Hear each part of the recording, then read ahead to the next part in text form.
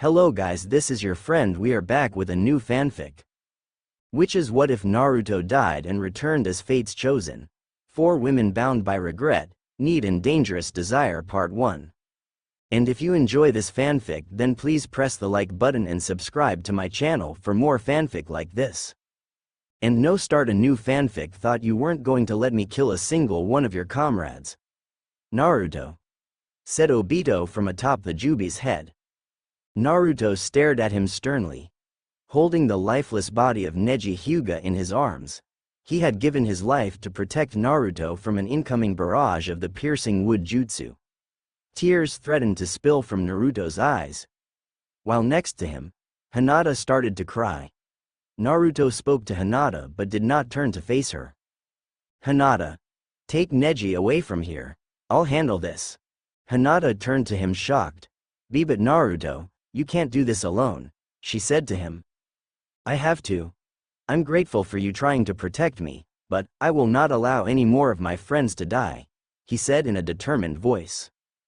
His gaze did not shift from Obito, who stared at him with his eye combination of the Sharingan and Rinnegan.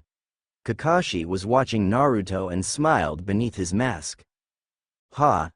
And I thought I was the copycat, he said, whispering to himself, as he remembered saying something very similar while on their first real mission after confronting Zabuza. Naruto spoke to Hinata once again. Hinata, please, take him and go. I'm going to go ahead with the plan, he said to her. Hinata suddenly remembered what they were supposed to be doing. She hesitated still for a few seconds, but finally spoke. Okay Naruto. But please, be careful, she told him, while taking Neji and fleeing towards the back of the fight. Naruto slowly stood. He looked from Obito, to Madara, to the Jubi. All right, time to put the plan into action, he said. Meanwhile, Hinata had successfully brought Neji to the back lines. She located Sakura right away and brought Neji to her. Sakura, is there anything that can be done for him? Hinata asked, her voice cracking from the sadness. Fresh tears had started falling down her face. Sakura looked him over and scanned him with her chakra. Her face turned downcast and she withdrew her hand and placed it at her side, the green chakra dissipating as she did so. I'm so sorry Hinta. It's too late, there's nothing that can be done. The attack hit too many vital organs, she said in a sorrowful voice. This caused Hinata to break down. She put her hands to her face and started to sob. Sakura put her hand on her shoulders to console the girl. She looked at her. She felt so sorry for her. But she couldn't lie. It's true. There was nothing she could do for him. He was already gone. She looked up at Naruto, who was preparing his strategy against the Jubi and its handlers. Naruto, please be careful, she said in her mind. Naruto prepared to start the plan. Hey Kurama. You there? Naruto asked telepathically. Yes Naruto. What is it? I can't lend you more chakra yet. I haven't regained enough, Kurama replied. That's alright. That's not what I need right now. I need you to transport me into the Jubi's mind. Like you did with Sun, the 4 tails, Naruto stated. Are you mad? You'll get yourself killed. The Jubi isn't like one of us Naruto. It has no feelings or emotions of its own.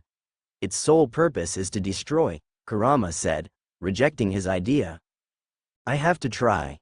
The fate of the world rests on this one last plan. It was concocted by Shikaku, Shikamaru's dad. If he had confidence in this plan, then so do I, Naruto retorted. Kurama stayed silent. He understood what Naruto was saying, but he didn't know if they should risk it. Naruto spoke to him again. Please Kurama, this was his final plan. His final wish for us to save the world. I can't abandon it. Or else it would be like spitting on his good name. Naruto begged. Kurama still didn't reply to Naruto, but Naruto tried again. Kurama, you know I'm the only one who can do this. And so did Shikaku. Somehow, I was able to create a bond with all the other Biju. I got them to trust me. That's why this plan is entirely up to me. That's why I'm the only one capable of pulling this off. If I don't try, It's saying goodbye to all our hopes of winning this war and saving the world. Naruto said, trying to convince the Kyuubi. Kurama stayed silent once more. Until, alright Naruto. I'll do it, but if it gets too dangerous, I'm pulling you out of there. Understood? He commanded. You got it, he agreed. And thank you. Hey, no problem, don't die on me in there. You can bet I won't, he said, reassuring his partner. Okay. Get ready. I'm sending you in now, Kurama said. Naruto closed his eyes. He heard nothing after a few seconds. No noise or anything. He knew at that point that Kurama had successfully transported him into the Jubi's mind. He slowly opened his eyes. He was stunned at what he saw. There was no ground. He was floating in midair. The surrounding space was nothing but a bunch of dark colors. A dark red, black, purple, gray, all swirling around him in random patterns. The colors were melded together and it created a dark atmosphere. Naruto opened the telepathic link with the Kyuubi again. Hey Kurama? Are you still there? Naruto questioned. There was no response. Kurama? Naruto asked, trying to reach him again. There was silence again at first, but then Kurama responded to him. Yes Naruto. I'm here. It seems we were successful in getting in, Kurama pointed out. Yeah, but what's with this place? He asked. I told you before. The Jubi is a being of no emotion and destruction. No physical object matters to him. His world is a free space of nothingness, Kurama explained. That's sad, Naruto said, his expression falling to a saddened one. Who are you? How did you get in here? A dark and menacing voice sounded from behind Naruto, although it did not seem to possess any feeling behind its words. Naruto recovered from his daze and spun around. A dark shadow was towering above him. A bolt of lightning flashed across the void, revealing the form of the Jubi staring down at Naruto with its eye. The combined eye of the Rinnegan and the Sharingan.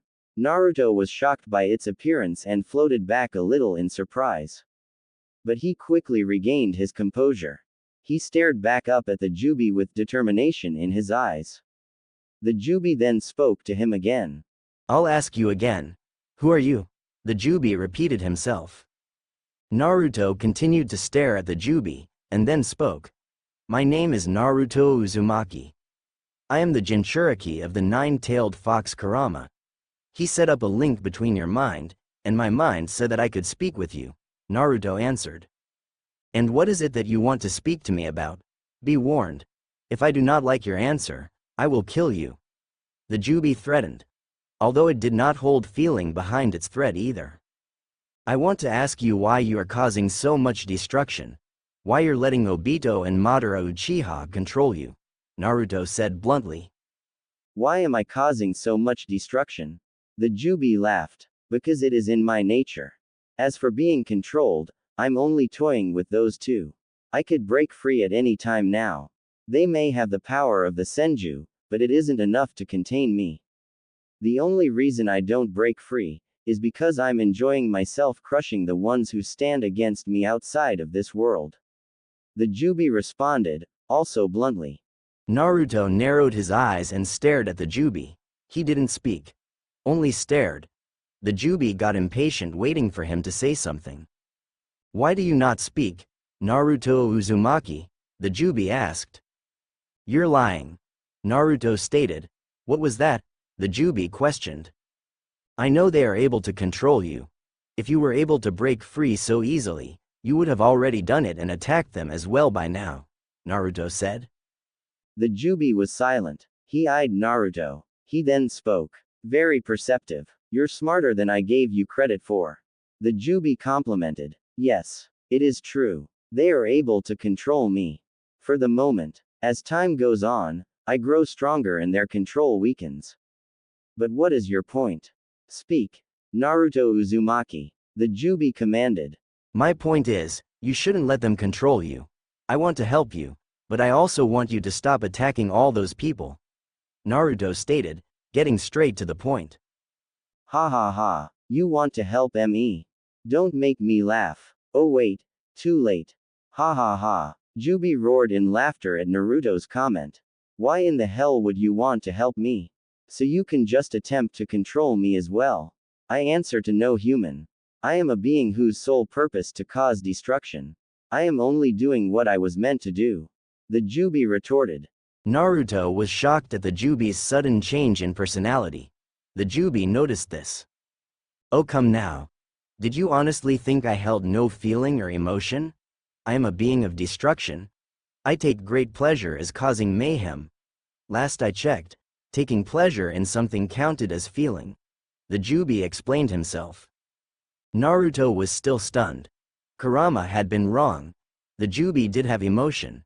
This surprised Kurama more even than it did Naruto. Still, Naruto regained his composure and answered the Jubi's previous question. I don't want to control you at all. I feel like none of the Biju should be controlled. You are your own being. It's not right for you to be held captive by another. As for your purpose, I wonder about that. The Jubi stared at Naruto. He seemed confused by his words. And just what do you mean by, you wonder about that? I mean, is that really why you are on this earth? Naruto asked. The Jubi seemed to be confused even more now. Get to the point, boy. You try my patience, the Jubi commanded. You were sealed away by the Sage of Six Paths and then you were split into the nine-tailed beasts, correct? The Jubi seemed to be angered by the mention of the sage. Don't remind me. I have always hated him for that. The Jubi spat. But that's just the thing. You may have been separated into 9 different forms, but they were still a part of you. They were created from you, yet, they all were friends with the sage. He treated them like they were their own being, with their own feelings and ideals. He didn't view them as monsters. He only did what he did to you because you were causing so much pain. But I'm sure he saw you as your own being too. The only reason he sealed you away was because he knew you wouldn't listen to reason. I'm sure he didn't want to do that to you. It must have hurt him, a man who only wanted to spread peace throughout the world, to have to go to such lengths to take away your freedom. The 9-tailed beasts he created that understood that. So deep down, you had to have felt it too. Naruto said, trying to reason with the Jubi. Naruto speaks the truth, came Kurama's voice. Naruto was surprised to hear Kurama speak, and to see him appear next to him. The Sage of Six Paths, my creator, did not want things to be this way. He spoke to the 9 of us after we were created and told us that we were not monsters. But we were brothers, and that even if we were separated, we would still be connected. We knew no hate and saw no ulterior motives in his words. It was I who created hate between us. After he died, I used to think I was the strongest because I had the most tails. I tried to forcefully make myself the leader of our group. The others didn't take well to my reasoning, and I alone caused the shift in our relationship. They sought to prove their worth and power because I belittled them. It was not because it was in our nature, but because I made it a part of our nature. I see now what a fool I was. I am no more powerful than they are. We are all equals. That is what our Creator taught us before his passing. And I turned a blind eye to those teachings. I regret what I have done, and that is why I will do whatever it takes to make up for my past mistakes. Kurama, Naruto said to himself. Naruto smiled at Kurama's words. He really had changed since Naruto first knew him. Hearing what his partner said made Naruto even more confident in his words. Very well. I'll humor you for the moment. Say all of this is true. Then what is my true purpose on this planet? The Jubi asked. Think about it, Jubi. If the world was created to be inhabited by humans and other creatures alike, then why would one creature, you, be created to destroy it? I feel as though you were created to protect this world. With all the power you possess, you could easily stand up to anything, including a threat to the planet. I think the Sage of Six Paths thought that too. That's why, when he split you into the 9-tailed beasts, he preached to them to stay together and stay strong. Not just to protect one another, but to protect the world around them as well. Yes, you chose the path of destruction, but that's because you had that choice in the first place. Although, I think it was the opposite choice of what was intended of you. You had the freedom to choose your path. You are your own being. You are not weighed down by others to do their bidding. You can stop all this and fight to protect this world instead of enjoy it. Right now, Obito and Madara are trying to seal you inside one of them to control your power. So they can control the world. But that isn't something they should get to decide. You can fight with us to protect this world from them. Please Jubi, you have to believe me. This is the right thing to do. Naruto pleaded. Kurama was proud of Naruto. He really had grown up. He had become wiser and he believed that he really could change the Jubi's views. I've heard enough. The Jubi spoke. Huh? Naruto questioned. Suddenly, a black fog appeared and it started to engulf Naruto and the Nine Tails. Shit, Naruto. It didn't work. He's trying to kill us. We have to leave now, Kurama yelled to Naruto. No, I won't leave, Naruto shouted back. This took Kurama by surprise. What are you saying, Naruto? This is no time to be foolish. Do you want to die? No, I still believe in the Jubi. I won't turn back now. Naruga. Kurama wasn't able to finish. The black fog had already almost completely engulfed him. He could no longer see Naruto anymore. Damn it, Kurama cursed, before everything turned black. Back in the outside world, all the action had ceased. The Jubi was still and not attacking. Madara and Obito were confused and didn't know what the Jubi wasn't responding to their commands anymore. The rest of the allied shinobi forces had stopped making moves as well. They knew that Naruto had put the plan into action, and as per Shikaku's final orders, remained patient to see the outcome of his last strategy. What's going on? Did we finally lose control of the Jubi? Obito asked Madara. No, if that were the case it would have run rampant by now. No, something else is going on here. But what? Madara questioned. What's more concerning is, why have the other shinobi not taken this opportunity to attack? They know something we don't. Madara stated, assessing the situation to the best of his knowledge. Do you think it's possible they found a way to stop the Jubi's movements? Obito questioned. I don't think so. If the two of us combined could not control it for long, there's no way these weaklings could. Madara responded. Suddenly, Naruto coughed up blood. Everyone was shocked at the sudden change. Naruto began to fall backwards and collapsed to the ground. There was silence for a moment. Then Sakura was the one to break it. Naruto, she screamed. No, did he fail? Kakashi said to no one in particular. Sakura ran towards Naruto, while Shikamaru, Kakashi, the rest of the Rookie Nine, and all the other shinobi in the allied forces watched on in horror. Sakura came to a sliding halt as she reached where Naruto had fallen. She checked his pulse and a look of terror plagued her face. No, this can't be, she said weakly. No, Naruto, you can't be dead. The rest of the shinobi gasped. They all couldn't believe it. Their last shot at winning this war was gone. Naruto was dead. No, Naruto, this can't be happening, Hinata said in disbelief. She started to cry. Is it really true? Is he really gone? Kakashi whispered to himself, ready to break down. This is impossible. Naruto can't die, we need him, Kiba said. Naruto, I'm so sorry, Shikamaru said sorrowfully. The rest remained speechless. They couldn't find the words to express what they were thinking. Meanwhile, Sakura was bent over, her face buried in Naruto's chest sobbing. Well, it seems we didn't have to lift a finger to kill him. He died on his own, Madara stated uncaring. It would seem so, Obito said. He stared at Naruto's lifeless body. This just proves my point. There is truly no hope in this world, he stated in an indifferent voice. Sakura was still crying on Naruto's chest. Naruto, please, you can't die now. We need you, I need you. She whispered the last part. Flashbacks played through Sakura's mind. She remembered the times when they were genin on Team 7. She remembered all the times she rejected each of Naruto's date requests. How horrible she treated him for trying to interfere with her love for Sasuke. How he was always there when she needed somebody, when she needed protecting.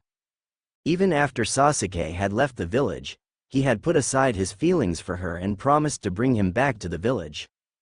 All so she could be happy. She then remembered all the recent times they had together. Going on missions with the new Team 7, with Sai and Captain Yamato. How she was scarred for Naruto after she saw him turn into a miniature version of the Kyuubi, to take on Orochimaru. How desperately she wanted to be able to help him control himself after that. How scarred she was when Sasuke almost killed him when they found him in Orochimaru's lair. She then focused on the recent memories. When Sai told her about how Naruto couldn't tell her how he really felt because he couldn't keep his promise, to when she found him in the land of snow. How she lied about her feelings for him so she could take on the burden for him of killing Sasuke. And when she couldn't do it, and Sasuke was about to cut her down, he came to her rescue again. That's when she realized. All the things he had done for her, he had done out of love. And she found that when looking back on it, when she confessed to him in the land of snow, she wasn't lying. It had been true. It took her all this time to realize it, but she did love him. All this time, Naruto did so much for her, and it finally got through to her that Naruto was the one she wanted. Not Sasuke. It was Naruto. This caused her to cry even more now. She would never get to tell him now that she truly did love him. She would never get to go on dates with him. She would never get to kiss him, and she would never get to be with him. Oh Naruto, I'm so sorry. I was so blind. It took me all this time, but I love you. I love you so much, and now you're gone. And I'll never get to be with you, she said in between sobs. She collapsed her head into his chest again and cried even harder than before. Suddenly she felt an pulse of energy come from him. Her head shot up and she looked at him. Another pulse of energy shot out from him. Is it possible? She asked herself. She quickly checked his pulse. It was there, and his heart was beating. She suddenly felt an enormous amount of chakra inside him. Wow, what is this chakra? She said surprised. He's alive. Naruto's alive, she shouted. Everyone, including Madara and Obito, were taken by surprise at Sakura's statement. Impossible. Obito spat. She just said he was dead, he had no pulse. Calm yourself, Obito. Even if he is alive, it doesn't matter. He is still just as weak as the rest of them, Madara stated. Obito calmed himself. Yes. You're right. Suddenly, the Jubi came to life once more. It roared and started to shake violently. Obito and Madara were hanging on for dear life. The only thing keeping them attached being the Senju cells they had implanted in the Jubi's head. What the hell is going on? Obito asked, shock in his voice. I don't know, I think we've lost control, Madara stated back. Impossible. We still had plenty of control over it before. They both looked down to where Naruto was to see him standing and staring at them. His eyes showing that he was in sage mode. Sakura was on her knees next to him, looking up at him in disbelief. Naruto Uzumaki, I have chosen to believe in your words. The Jubi spoke in Naruto's mind. Thank you, Jubi. I promise I won't betray your trust, Naruto said in his head, thanking the Jubi. You did well, kid. I should have believed in you more, Kurama said, praising Naruto. It's okay. You don't need to apologize. I can understand why you panicked, Naruto said to the Kyuubi. Naruto, take my power and use it well. Protect this world and everyone in it, the Jubi said to him. Suddenly, the Jubi began to glow in a white light that covered all its features except its silhouette. Madara and Obito panicked and jumped off the Jubi, afraid of what might happen if they stayed. Then, it split into the 7 Biju it had absorbed to become whole once again. They all floated in midair. What is this? What happened to the Juubi? Obito yelled. What happened was, he was tired of being controlled by you two, and decided to use his power to help put a stop to you, Naruto said, responding to Obito. What? Impossible. How do you potassium nitride? Obito stopped and realization struck him. You were able to communicate with the Jubi in its own world. That's why you, the Jubi, and the rest of the allied forces ceased your attacks. Madara deduced. Naruto simply nodded. And you were somehow able to convince it to change sides and ally itself with you. Obito finished. Correct. Naruto said. Damn you, damn you. You've ruined everything. The Moon's Eye plan can't take place without the Juubi. Obito shouted, losing control of himself. I know. And that's as it should be. There was no way I was going to let you get away with your sick and twisted ambition, Naruto said coldly. Obito growled at him. Madara kept his composure and wore his usual unimpressed expression. Sakura continued to stare at Naruto.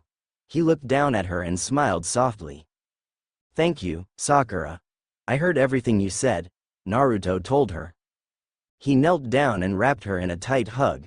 She was taken by surprise, but hugged him back, not wanting to let go. I love you, she said to him in a whisper. I love you too, he said back to her. Now go back with everyone else. It's going to get dangerous now, and I don't want you getting hurt, he told her. She wanted to object, but she knew she would only get in the way at this point. She nodded and he released her from the hug. She went back to the rest of the group as he instructed and looked back at him. He had his back turned to her now. She smiled a little at him. Go get Naruto, she cheered for him inside her thoughts. Naruto stood silently, staring the two in front of him down. Obito looked like he was about to lose it and go berserk, while Madara was the same as ever. Naruto, came a familiar voice from above him. He looked up and saw that the Four Tails, Son Goku, was speaking to him. You've done well. Now let us help you. It's time we put an end to all this fighting, Son said to him. Naruto smiled at him and nodded. All right, let's do it, Naruto said. The Biju started to glow and a ray of light shot up from each of them, one at a time. They all converged in air and shot down towards Naruto. It hit him dead on and created a gust of wind that caused everyone around to brace themselves. Even Madara couldn't withstand the pressure. When the light disappeared, Naruto was still standing. He looked unchanged.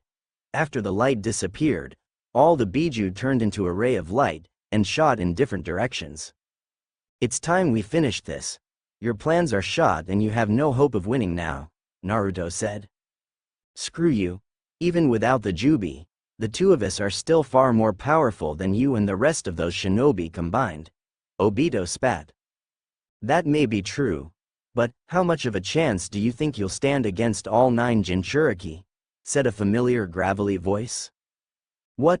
Obito asked confused. Just then, 7 forms appeared from all different directions. Gaara stood at the front, while the remaining 6 Jinchuriki stood behind him. They had all been revived.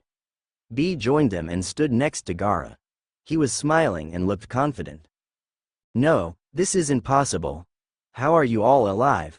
Obito shouted, panicking.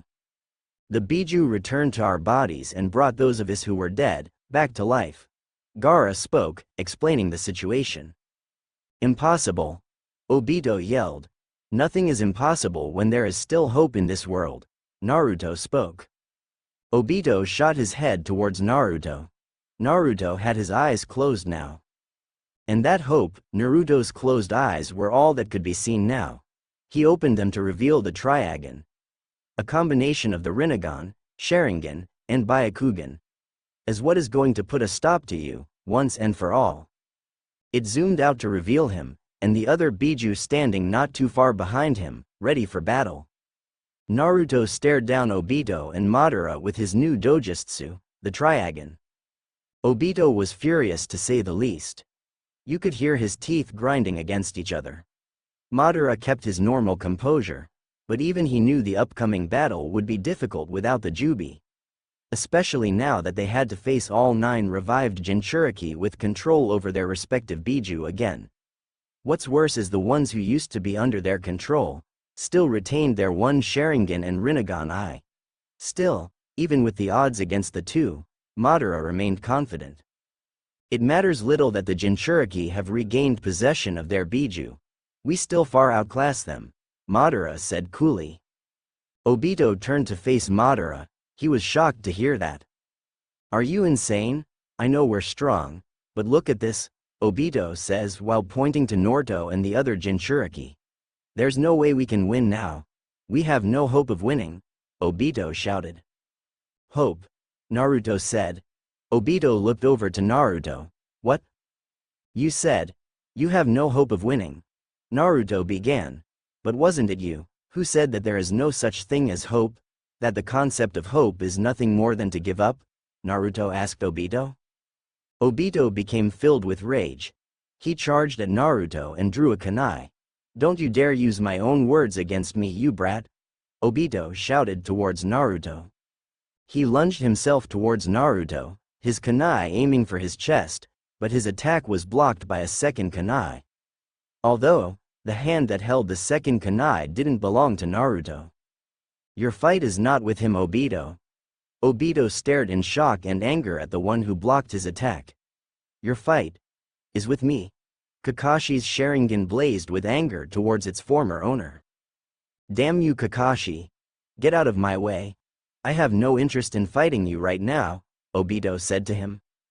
Well, that's too bad, because you're not getting anywhere near Naruto until you fight me, Kakashi retorted. Obito growled at his former teammate, his eyes filled with hatred towards him. Fine. If you want to die so badly, I'll gladly grant your wish, Obito yelled at him. Alright. But if we're going to fight, it's not going to be here. This is between you and me and I'm not dragging anyone else into this, Kakashi stated. Whatever. I could care less where we fought. Wherever you choose, you'll be choosing your grave site. We'll see about that. Follow me.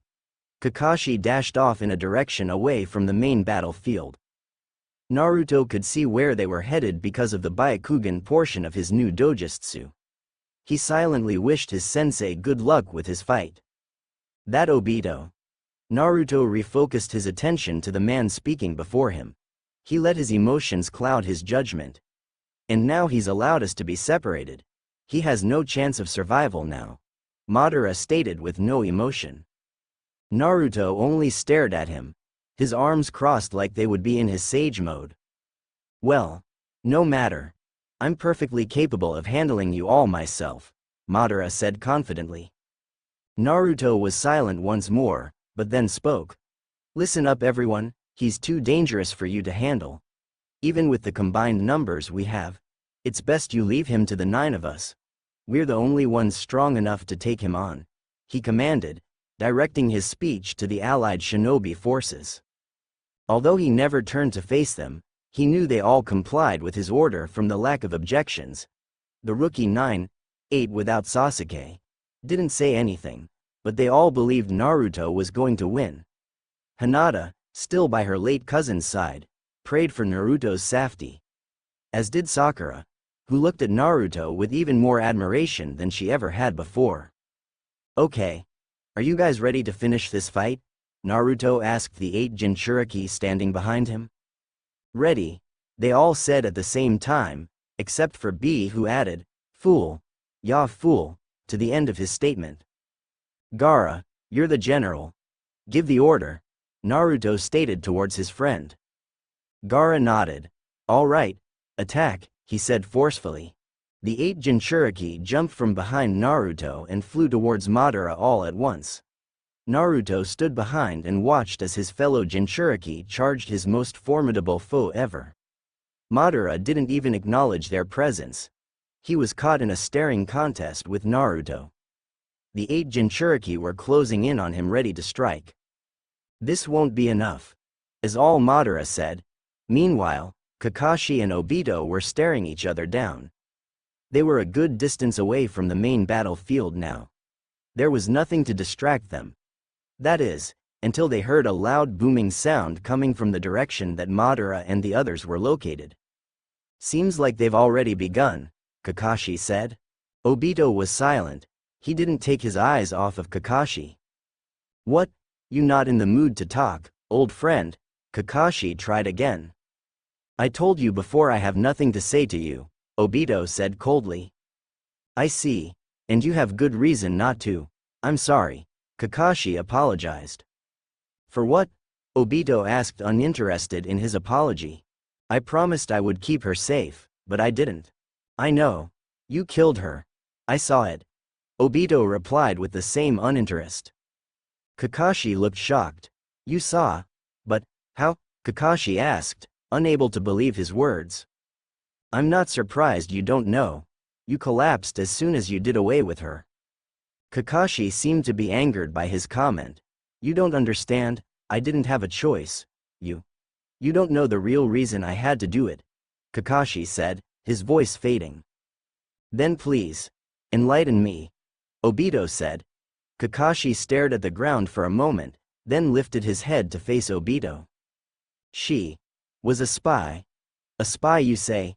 Yes. A spy for the Hidden Mist Village. Or as it was called back then, the Bloody Mist Village. Please, continue. Rin and I were on a mission, and we were ambushed by Mist Anbu. Or so I thought. It was actually a trap set up for me. I was supposed to be killed, and Rin was supposed to go back to the Bloody Mist and tell them all of Konoha's secrets that she had learned over the years she had lived there. So what you're telling me is Rin was a traitor, and you were to die that day? Yes. I figured it out when the Mist Anbu leader ordered her to kill me. I thought it was some enemy trick to try and turn us against each other. But when I turned to look at her, she already had a kunai out, ready to attack me, but she couldn't do it. Her arm was shaking and she looked torn. She was crying. She shook her head and said she couldn't. She couldn't bring herself to kill me. The leader of the Anbu ordered her again to do it.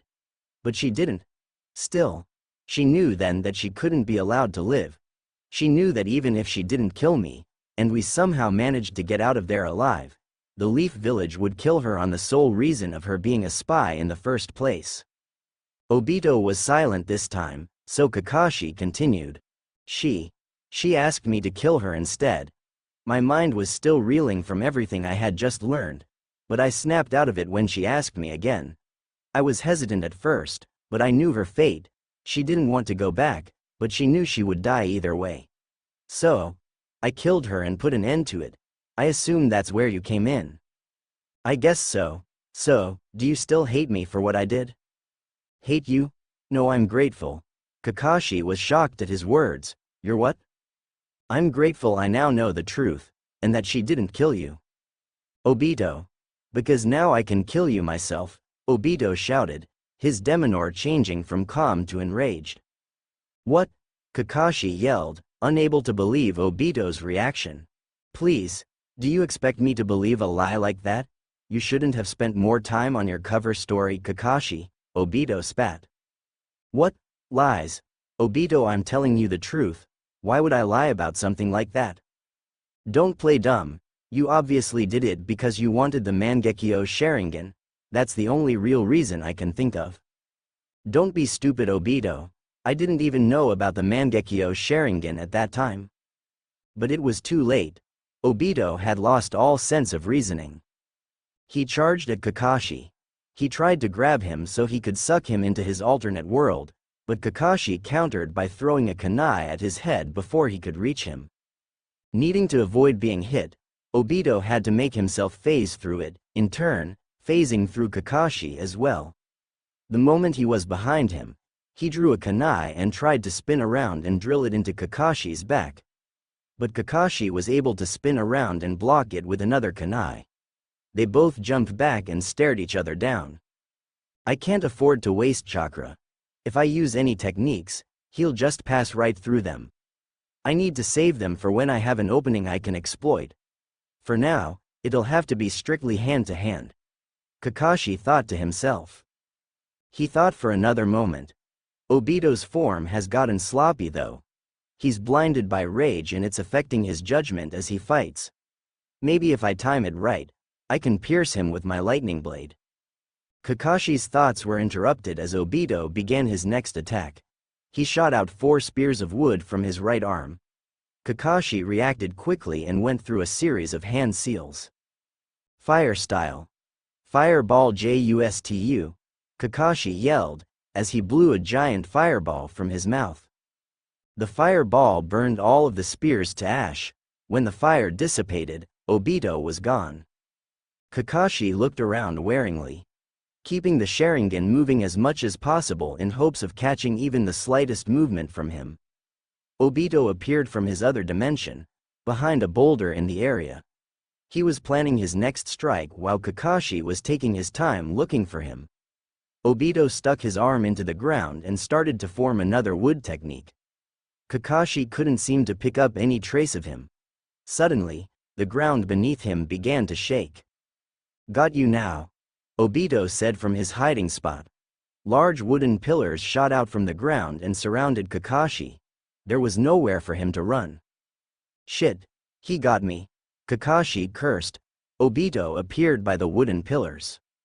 "You got careless, Kakashi. And now it will cost you your life. And as a prize for killing you, I think I'll take my eye back," he said nonchalantly.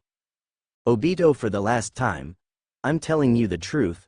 It doesn't have to be like this," Kakashi said, trying to reason with him. "Oh yes it does," Obito said. He put his hands together and wooden spears came out of the pillars and impaled Kakashi from all directions. Obito smirked at the sound of his former friend being stabbed to death by his attack. He let his hands fell to his sides and the wooden pillars began to sink back into the ground. He saw Kakashi's lifeless body lying on the ground in front of him. But something seemed wrong. There was no blood. Then it hit him. A clone? The clone began to turn to mud and sink into the ground as well. Obito looked furious that he was so easily fooled by a simple trick. He looked around for the real Kakashi. Suddenly, he heard the sound of birds chirping above him. He looked up to see Kakashi flying straight down towards him with his lightning blade streaking behind him. Obito just stood there, waiting for Kakashi to attack. Kakashi thrust his hand forwards and right through Obito. Literally. Obito used his ability to phase through the attack and stepped back. Kakashi's hand had hit the ground and got stuck in it. He tried pulling it out, but to no avail. "No, damn it," Kakashi yelled, still trying to pull his hand out of the ground. "HMPH.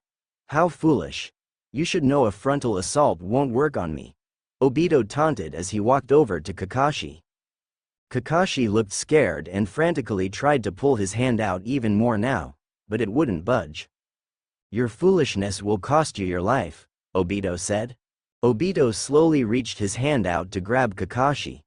Kakashi could only look on in fear as Obito took hold of his shoulder. "It's over now," Obito told him. "You're right, it is," Kakashi said back. A hand filled with lightning chakra burst from the ground and along with it came another Kakashi. Obito had no time to react as he was impaled from behind by Kakashi. His hand sticking out from Obito's chest, while the lightning still chirped. The Kakashi Obito had his hand on disappeared in a poof of smoke. Obito coughed up blood. "Damn you, Kakashi," Obito said weakly. Kakashi could be seen from behind Obito, crying.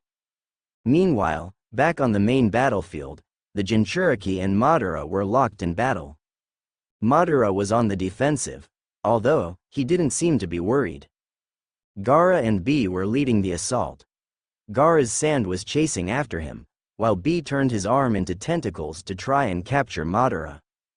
As Madara was jumping back, Yugito, the Two Tails Jinchuriki, charged him from behind. She extended her nails into long claws. She attempted to swipe at him, but he was able to plant his feet and vault into the air, avoiding her strike. He looked up to see Roshi, the Four Tails Jinchuriki, performing a set of hand signs. Roshi then spit multiple lava balls towards Madara. Madara sped through his own hand signs and blew multiple dragon-shaped fireballs to counter the lava balls. Normally, a lava ball would overtake a fireball, but due to Madara's immense strength, they cancelled each other out. "Pathetic," Madara stated towards Roshi's effort. However, Madara did not expect Roshi to attack him head-on. Roshi had cloaked himself in his lava armor and caught Madara off guard as he pooched him in the stomach, plummeting him back down to the ground. Madara crashed hard into the ground, and left a small crater where he landed. Madara stood with ease as the injury regenerated slowly. "It's going to take a lot more than that to beat me," Madara said. "Well then, try this, Fu," the Seven Tails Jinchuriki shouted. Fu took in a deep breath and exhaled a sparkling substance so bright, it blinded him momentarily. When he regained his vision, he saw that Utakata, the Six Tails Jinchuriki, and Han, the Five Tails Jinchuriki, had transformed into their tailed beast state, and were charging up a tailed beast bomb. They fired them at him and Madara only had a second to react. "Almighty push," Madara said. Madara stood completely still, but the tailed beast bombs shot back at the two Jinchuriki after being repelled. They were each able to swat a bomb away with one of their tails and send it a safe distance away from the allied shinobi forces. "I've grown tired of these games," Madara stated. Naruto watched Madara with caution. With the way things were going now, it seemed like he may have to join the battle after all. Then Madara spoke again. "It's time I put an end to this." Madara then summoned his Susanoo, a sight which sent fear through the shinobi forces. Naruto stared in awe and knew that now, without a doubt, he would have to take action. "This is the beginning of the end for all of you," Madara said. Naruto was in awe at the sight of Madara's Susanoo. It rivaled the size of the Kyuubi itself when Naruto was in full fox mode. But the power he felt coming from it, it seemed to have the same strength as a Jinchuriki. Naruto knew that even with the combined strength of all the other Jinchuriki, they didn't stand a chance unless Naruto fought as well. "Hey, Kurama, I hope you've replenished your chakra. 'Cause I need it now," Naruto told Kurama. "You're in luck then. I've been ready for a while now. I've just been waiting on your signal," the Kyuubi replied. Naruto let out a sigh of relief. "You have no idea how happy I am to hear that." "Ah, what's the matter? Does the big bad Susanoo want to make Naruto wet himself?" Kurama joked. "To hell with you, jerk. I'm not afraid, I just need your help," Naruto screamed, infuriated by Kurama's sense of humor. "Hee, relax kid. I'm just screwing with ya. I'm more than ready when you are." "Okay. Thanks. Get ready. You know Kurama, I'd say you're the one who wet himself. I mean the floor in my subconscious is completely wet. If you catch my drift," Naruto said to Kurama, smirking to himself. "Keywords, my subconscious," Kurama retorted. Naruto paused for a minute trying to make sense of what Kurama just said. "Hey, why you, ga?" Naruto screamed in his head. "Face it kid. You're too many hundreds of years young to outwit me," Kurama said, rubbing it in. Naruto mumbled to himself angrily. His focus, however, snapped back to the task at hand. "We can settle this later. Let's go." "Right," but just before Naruto could gather the Kyuubi's chakra, a hand grabbed his. He turned to see Sakura looking at him with tears in her eyes, but a look of determination in them. "I want to fight with you," she said in a soft but firm voice. Naruto blinked a couple of times. "Sakura, it's way too dangerous for you to be here. You and the rest of the alliance need to get out of here now," Naruto said in a calm and concerned voice. Sakura shook her head. "I'm not leaving you no matter what you say. I want to fight too, and I want to fight alongside you. Sakura, I can't risk losing you. Too many people have already died for me, even Neji, I can't let you. I won't die as long as I'm with you. You're the one who's going to save the world. And I'm going to be right beside you while you do it." She squeezed Naruto's hand tighter. "As long as I'm with you, I know I'll be safe," she said lovingly. Naruto didn't say anything for a moment. He only looked at her. Her eyes seemed to be begging to let her stay. Naruto sighed. "All right, but don't leave my side," he said. Sakura wrapped him in a tight hug. "Never," she responded. Naruto smiled for a brief second, but then got serious again. "Kurama," was all he said. "You got it kid," was Kurama's reply. Sakura was startled to feel her feet lift off the ground. She realized she was floating inside of Naruto's full Biju mode. She was still holding on to him, afraid to let go at the fear of her falling if she did. She held Naruto tighter and Naruto seemed to notice Sakura's fear. "It's okay, Sakura. You won't fall, I promise," Naruto reassured her. Sakura nodded and hesitantly let go of Naruto. But she still held his hand. True to his word, Sakura stayed afloat inside Naruto's Biju mode. She felt safe being with him. She would rather be nowhere else right now than by his side. "Thank you, Naruto," she said to him. For what?" he asked. "For trusting me and letting me fight with you." He grinned at her and rubbed the back of his head. "Well, you're kinda hard to turn down," he joked. Sakura giggled and they both faced Madara. "You ready, Sakura?" Naruto asked her. "Yeah. Let's kick his," she stated. Kakashi was sitting on a rock by Obito's now dead body. His tears had dried, but the look of sadness remained plastered to his face. He recalled his last few moments with his former teammate and best friend. Flashback: Kakashi pulled his hand out of Obito's body, spilling fresh blood as he did. Obito dropped to his knees, and then collapsed to the ground. How could I lose?" Obito asked, coughing up more blood. "You let your hatred for me consume you. You weren't yourself when we fought. There was no way you could have won," Kakashi explained. That's just like you. Acting all high and mighty. Tell me something, Kakashi." "Anything, old friend." "Were you really telling the truth? Was Rin really a spy?" Obito managed to ask. "I would never lie to you about something like that when it came to her," as all Kakashi said in response. "I see, and she really asked you to kill her?" he asked once more. "Yes. She would rather it have been by my hands than at the hands of the village. This way, she could at least die as a ninja of the hidden leaf, instead of as a traitor to the village she had grown to love." Obito remained silent for a while, trying to take in the information and the reality about the girl he loved. "I'm sorry, Kakashi," he finally said. I'm sorry I didn't believe you. I should have known you never would have done that without a good reason. It must have been heartbreaking for you to have done that. Because of this, I inflicted pain upon the world to ease my own. Now, I realize how foolish I was. Obito, listen to me. Madara must be stopped. If he isn't, then I'll never be able to relieve the guilt I feel for all that I've done. We will stop him. I promise. Thank you. His weakness is his eyes. You have to take them out of the picture. They're his greatest strength, but also his greatest weakness. Really?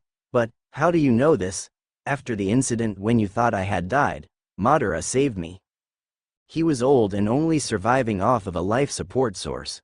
He infused my body with Hiroshima's cells and was able to reconstruct the part of it that was crushed. He coughed up blood, but continued. When you live with someone for that many years, you tend to notice these kinds of things. So please, he coughed again. Stop him. Don't let him destroy this world you all strive to protect, Obito said, his voice becoming more strained as he neared his end. I see now, thank you, Obito. I won't let your last wish be for nothing. Goodbye, my friend, Kakashi said, as fresh tears started to fall from his eyes. Obito smiled. He knew he could count on Kakashi. He mentally thanked him once more. He let out a long sigh as everything went black, and he passed on. End flashback. Kakashi stared at his friend's body, a new determination flowing through him. The wind blew gently, blowing leaves around Obito's body, before they were carried away into the sky. Obito, when this is over, I promise I'll give you a proper burial, was all Kakashi said, before he raced back to rejoin the main battle. Naruto and Madara had already begun their battle. Madara was once again on the defensive.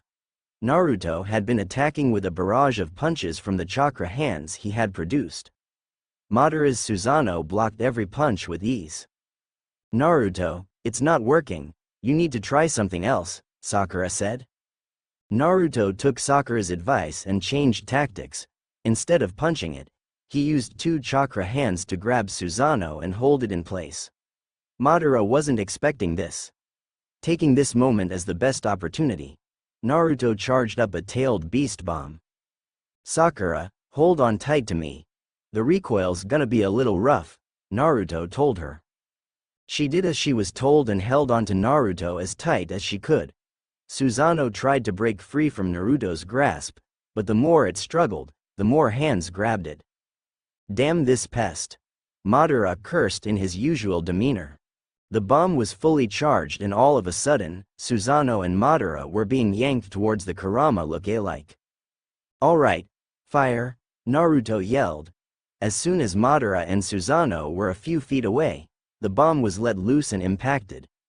Naruto had released his grip on Susanoo and jumped back to avoid the aftermath of the attack. Just as Naruto predicted, the recoil caused a massive shockwave and Sakura was almost blown away if it weren't for her strong grip on Naruto. They landed a good distance away from where Madara was and watched as the smoke started to clear. Did we do it? Sakura asked. It's gonna take a lot more than that to bring him down, Sakura, Naruto said. Yes, it will. Look there. Kurama pointed out. The smoke cleared to reveal a slightly injured Susanoo. Some of it had reverted to its skeleton-like state. It was shielding Madara with its body to protect him from the blast. I must say, that attack packed quite a punch, Madara said from behind Susanoo. Susanoo moved from covering Madara and took its usual place behind him once more. He was unscathed thanks to its protection. To be able to damage my Susanoo to that extent is no easy task. I commend you, he continued to say. However, it will take a lot more than that to bring my Susanoo down. Especially if you want to get to me. Naruto cursed under his breath. He knew that he couldn't keep his Biju mode active for that long. So far, he could only keep it up for 8 minutes. He and Kurama would need to establish a better connection with each other first in order to lengthen that time. But with the way things were right now, that would be difficult. He suddenly felt a hand on his shoulder. He looked over to Sakura who was smiling warmly at him. Don't give up. You'll find a way. You always do. As long as I'm here with you, you have my strength, she told him. Sakura, he stared at her for a moment and then smiled, thank you. He placed his hand on the hand that was on his shoulder. As long as you're here, I know, we will win, he said to her. You two done yet? I can't fight if you two make me sick with your lovey-dovey crap, Kurama interrupted. Sakura blushed heavily and had an embarrassed look on her face, while Naruto looked completely livid. Shut up you. We're trying to have a moment here, Naruto said to his partner. Naruto, it's okay, Sakura said, laughing nervously. You can have all the moments you want after we win this war. Until then, stay focused or else we're all gonna die, Kurama said nonchalantly. Alright, I get it, Naruto said pouting. Sakura giggled at his childish act. That's something she knew would never change. Even when his life was on the line in an important battle like this. It made her feel safe, because it showed Naruto had confidence that they were going to win. And she believed they would no matter what. Okay. Let's go Sakura, Kurama, Naruto said. Right, Sakura shouted. Right, Kurama shouted next. Don't think I'm going to let you keep doing as you want, Madara interrupted. Naruto and Sakura refocused their attention on Madara. Their look was serious, as if their previous conversation never happened. Don't get too overconfident just because you were able to damage my Susanoo. You aren't the first one to do so, and even he didn't have an easy time defeating it, Madara explained. He? Who's he? Naruto questioned. The first Hokage, of course, Madara replied. Of course, even with the help of the Kubi, you're still nowhere near as strong as he was. So really, you have no chance of winning, Madara finished. It's true that I may not be as strong as the first was, but I will be Hokage someday. And I will surpass the first, I'll be the greatest Hokage to ever live. And I'm gonna prove that, by winning this war, and taking you down, Naruto stated confidently. Madara was silent for a moment. Taking in what Naruto had said, he then chuckled. I admire your determination, Naruto Uzumaki. Very well. If you truly believe you can stop me, Then come. Let us finish this once and for all. Madara said, indulging Naruto. Madara's Susanoo drew its sword, the same sword it used to slice apart mountains while fighting the five Kage. That sword looks dangerous. Better watch out for it, although, I can't let it stray off, or it'll injure the people behind us. Naruto thought to himself. Yes. Don't take it lightly. That sword has the power to slice even mountains in a single strike. We can't handle too many hit from that thing, Kurama added. So what do we do then? We can't let the allied forces get hurt, but if we take a direct hit from that thing, we might not survive, Naruto said concerned. It may seem troublesome, but nothing is impossible. You of all people have taught me that. We will find a way to win. Just as you said, after all. You never go back on your word, Kurama said reassuringly. Naruto smiled at Kurama's words. He was right. He always kept his promises, and he didn't intend to stop now. Prepare yourselves, Madara said. Naruto and Sakura got ready for the next round. Susanoo raised its sword above its head slowly. It then swung down at them with all its might. Even though Susanoo was gigantic, the speed in which it swung its sword was incredible. Reacting instantly, Naruto summoned 5 chakra arms to try and stop the sword. Each hand clapped together on the sides of the sword and stopped it. However, in doing so, it caused Naruto's Kyuubi form to sink into a small crater that was caused by the impact. Naruto and Sakura jolted a little due to the shockwave the block caused. A large gust of wind blew back towards the allied forces, causing some to fly backwards. Most Earth-style users were able to form a row of giant rock walls to protect against the strong backlash of wind. No one was killed, but there were some that were injured. Impressive. You were even able to stop Susanoo's sword. Perhaps I slightly underestimated you, however, Madara stated. Susanoo began to put more pressure in trying to force the sword down. Naruto flinched and could feel Susanoo beginning to overpower him. The chakra Kyuubi was forced to take one knee while attempting to stop the sword from coming down any further. Shit. This isn't good. He's overpowering us and we've almost reached our time limit, Naruto inwardly cursed. Come now, Naruto. Is this all the strength you possess? If so, I fear for this world, Madara taunted. Shut up. We're not going down that easily, Naruto responded. Naruto managed to make another chakra arm and use it to attack Susanoo while it couldn't defend itself. Seeing no other option, Madara and Susanoo jumped back to avoid the hit, freeing Naruto from Susanoo's sword and being able to ready himself for his next attack. Although, Madara wasted no time in making Susanoo make a horizontal slash in his direction. Naruto was able to make the chakra Kyuubi duck just in time from taking the hit and charged forward. Predictable. Madara thought, however, he didn't expect this next move. Naruto made the hand sign for the shadow clone technique. Multi-shadow clone jutsu. Naruto yelled. In a giant poof of smoke, what looked to be like 100 Narutos came flying towards Madara and Susanoo, all of which activated their miniature Kyuubi mode, and began to form mini-tailed beast bombs. Shit. Madara cursed in his head. Susanoo was still resetting itself from its previous attack. So there wouldn't be enough time to counter Naruto's attack. Taking the opening while they still had it, the Naruto clones unleashed their bombs simultaneously, all aiming for Susanoo, and connecting. The impact caused Susanoo and Madara to stagger backwards and Madara to shield his eyes from the smoke and dust the impact caused. When he was able to see again, he saw a single Naruto clone charging him with a Rasengan formed, ready to strike. It won't be that easy, Madara said.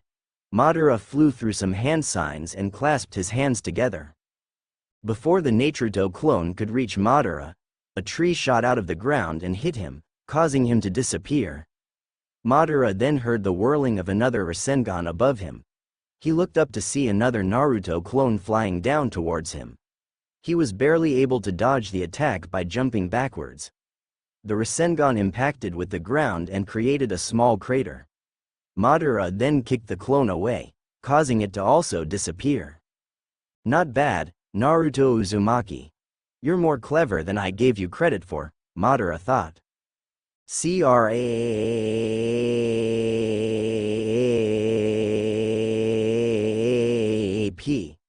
The real Naruto shouted while putting his hand up to his head. I thought I had him, he said. He closed his eyes as a stream of tears started flowing from them. His lower lip was quivering and he made low whimpering sounds to voice his disappointment. Sakura looked at him with a look of embarrassment and annoyance. And I'm in love with this guy, she thought to herself. Don't sweat it. I have to deal with him every day. You've got it easy, Kurama said telepathically to her. I'm so sorry, she said back to him. You learn to live with it, he responded. By that time, Naruto was back to being serious and ready to fight again. Although, he figured that he only had about a minute left to fight in that form. Kurama. Naruto said telepathically. I know, kid. We're running out of time. Although, I think we might be able to hold it for at least another 2 minutes. I feel like our bond keeps increasing with each passing moment. Every time you attack, I attack and we synchronize our power to complete the attack. If that's the case, we may be able to use this mode a little longer, Kurama told him. Naruto realized what Kurama was saying was true. He did feel like they were more in sync now. And if that was true, maybe they could hold out a little longer. Alright then. We better not waste any of that time then. Let's go, Naruto said. Naruto, came a voice from behind him. Naruto and Sakura looked back to see Kakashi standing at the front of the allied forces. Kakashi-sensei, did you beat Obito? Naruto asked him. Yes, and he told me Madara's weakness. Really, what is it? It's his eyes. If we take those out of the picture, he won't be able to fight anymore.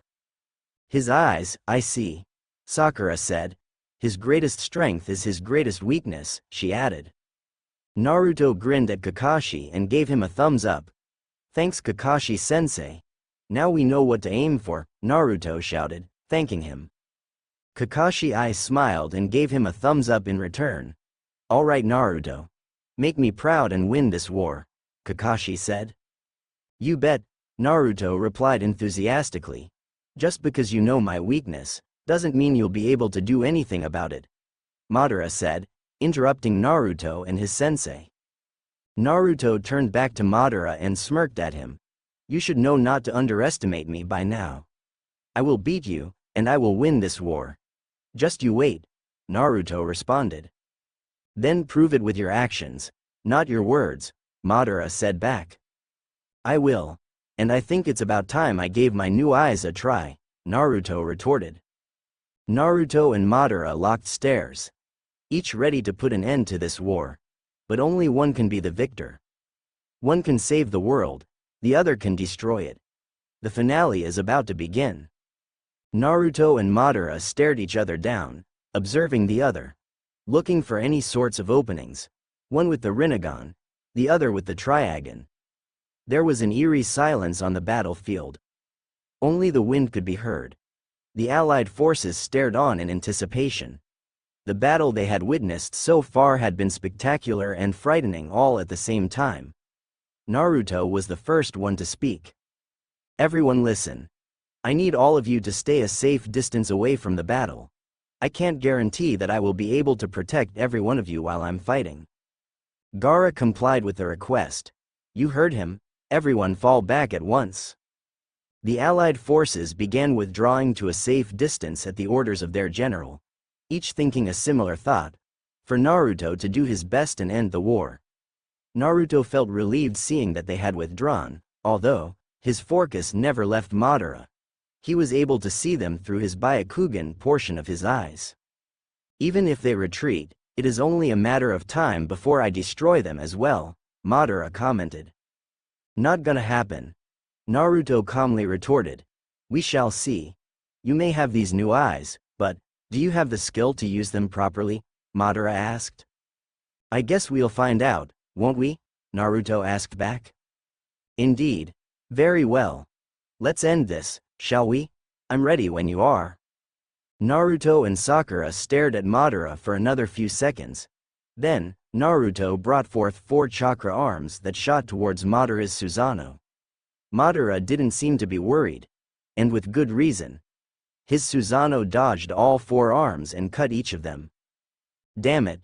It looks like it's found out how to dodge them, Naruto cursed. What do we do now, Naruto? Sakura asked. Don't worry, I'll figure something out, he reassured her. I'm afraid I won't give you the time to, Madara said.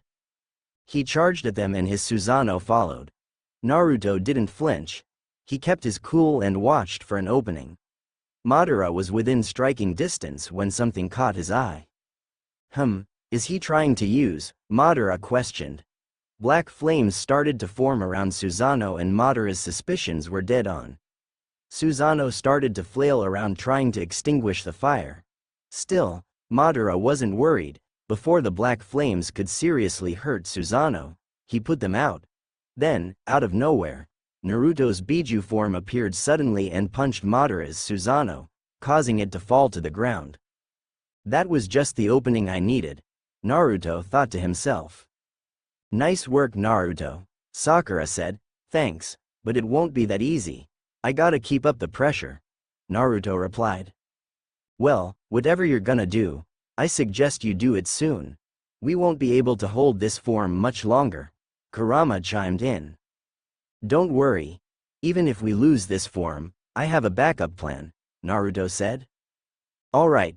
I'll take your word for it, kid. Naruto formed 2 extra chakra arms and held down all 4 of Susanoo's limbs. He brought the mouth of the 9 tails close to its face and began charging a tailed beast bomb. Almighty push, was all Madara said. The Biju form was repelled from Susanoo and landed a few feet away. Damn, I forgot he could do that too, Naruto said as he got up. Sakura, are you okay? He asked concerned. I'm fine, Naruto. Don't worry about me, she said. I'm fine too, jackass, Kurama joked. What makes you think I care about you? Naruto joked back.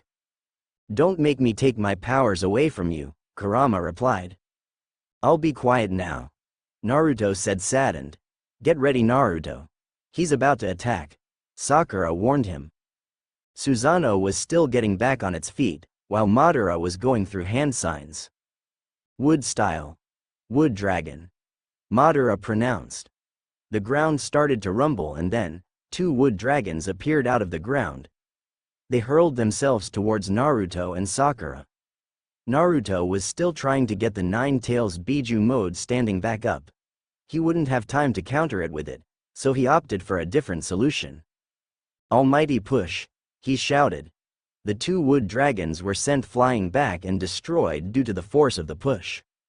Not bad, it seems you do possess some control of those eyes, Madara complimented. Save it. I don't need your praise, Naruto shot back. Naruto didn't hesitate to go on the offensive again. Susanoo was back up and was headed for a clash with Naruto's Biju 9 tails form.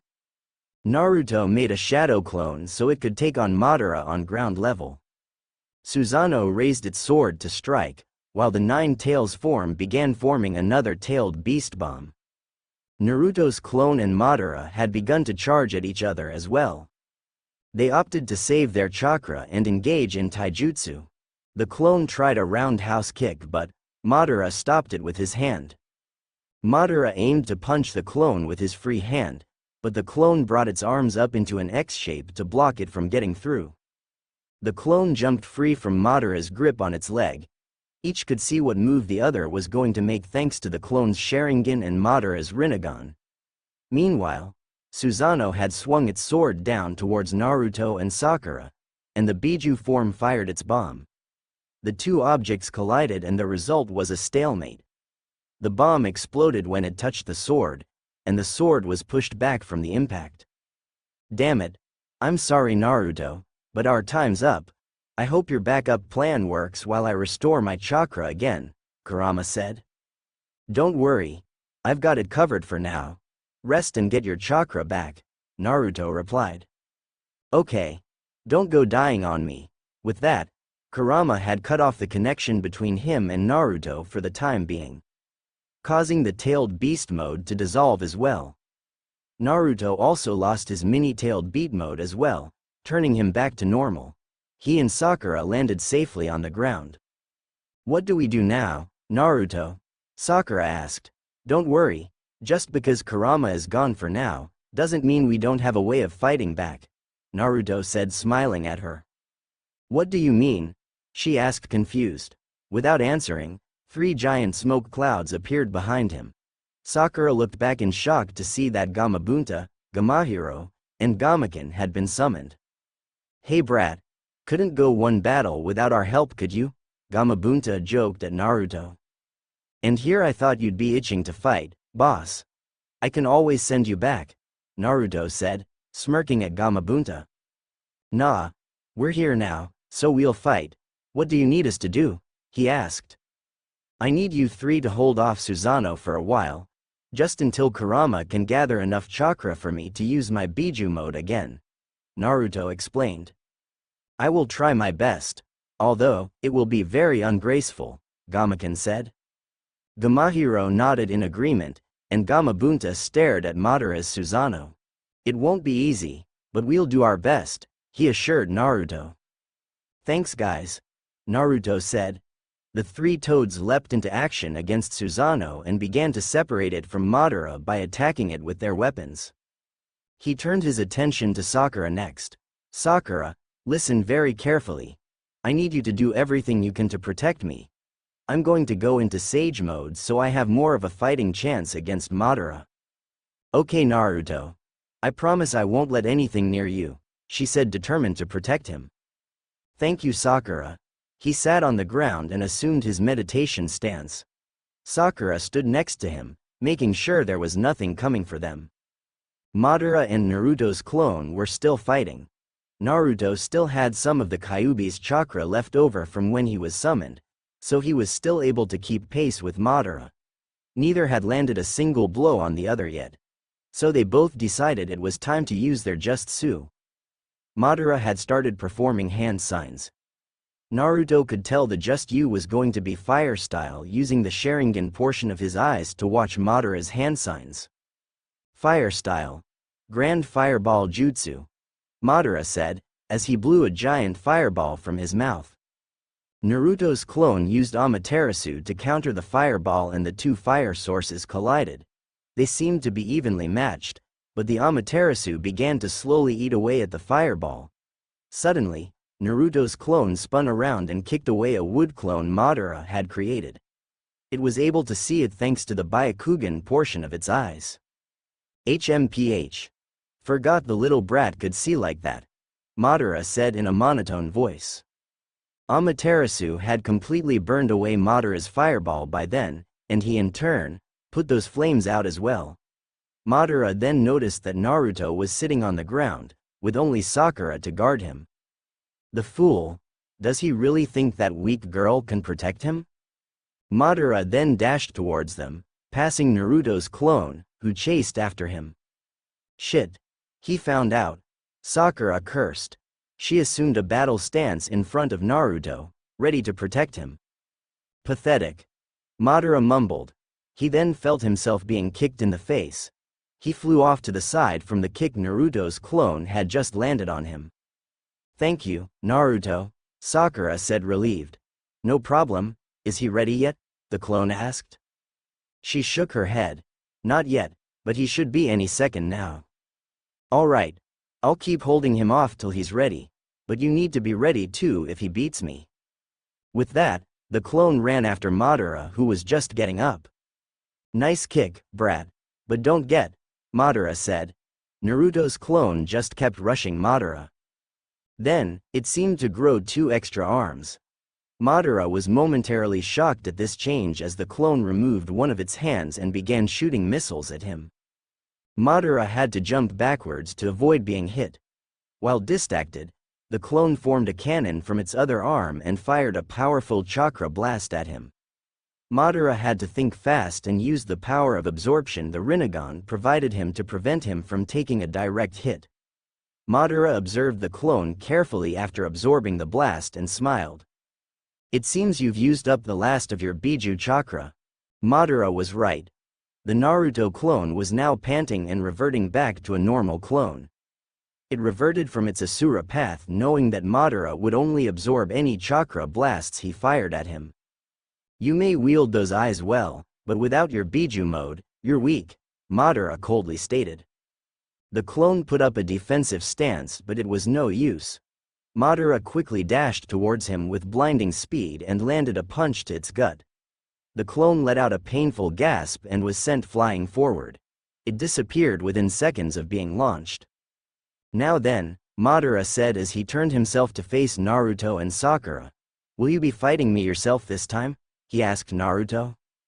Sakura was glaring daggers at Madara, but he was unfazed. His attention was directed at the boy standing next to her. He stood there with his arms crossed and the outer portion of his eyes turned orange. His pupils had elongated, indicating he had achieved Sage mode. I wouldn't have it any other way, Naruto said back. Meanwhile, Madara's Susanoo and the three giant toads were engaged in a fierce fight. Although, even while outnumbered, Susanoo seemed to be in control of the battle. Gamabunta leapt into the air, preparing for a downward slash on Susanoo. It was distracted only for a split second, but realized that he was a diversion and anticipated Gamahiro's sneak attack from behind it. Susanoo spun around in time to block Gamahiro's twin sword slash with its own sword. Gamabunta took this as an opportunity to strike. He brought his giant knife down to slash it, but Susanoo brought out its other two arms and caught the blade in its palms by the sides of it. This left its back wide open and Gamaken took a swing at it. However, Susanoo twisted Gamabunta's blade and tossed him to the side, and kicked Gamahiro away and was able to dodge the attack. The three toads had Susanoo surrounded in a triangular formation, but were obviously tired. Damn it! Does this guy have any weaknesses or what? We can't tough him, Gamabunta said frustrated. I'm sorry. Because I am ungraceful, I was not able to land that last attack. Gamaken apologized. Well, we can't give up, Naruto is counting on us. We can't allow Susanoo to remerge with Madara, Gamahiro said, determined not to let Naruto down. You're right. We weren't much help in his battle against Pain. That bastard knocked all three of us out in one move. I'm not going down so easily this time, Gamabunta said with new resolve. Gamabunta then built up for his attack. He sucked in a lot of air and held it in for a few seconds. Water bullet, he shouted. He hit his belly repeatedly, sending giant water bullets towards Susanoo. It cut every single one with its sword, but Gamabunta wasn't finished. He jumped straight towards Susanoo, ready to stab it. The other two toads joined the rush and prepared for their own attack. With no way to block all three strikes at the same time, Susanoo grasped its sword tightly with both hands and spun around in a circular motion with its blade outstretched. The three toads had no choice but to block. Gamabunta held his knife to the side of him to prevent himself from being cut and jumped back. Gamaken blocked the strike with his shield and staggered backwards a bit. Gamahiro was able to block with both his swords and stand his ground. He then took the opportunity to make a counter-attack. He pushed Susanoo's sword to the side, causing it to lose its balance momentarily, and aimed for its chest area with one of his swords. It was a direct hit, but because Susanoo had a sturdy defense, it only made a small cut. You've gotta be kidding me. That was a perfect hit. Is it really that durable? Gamabunta asked, surprised. Susanoo seemed unfazed for the most part and regained its balance.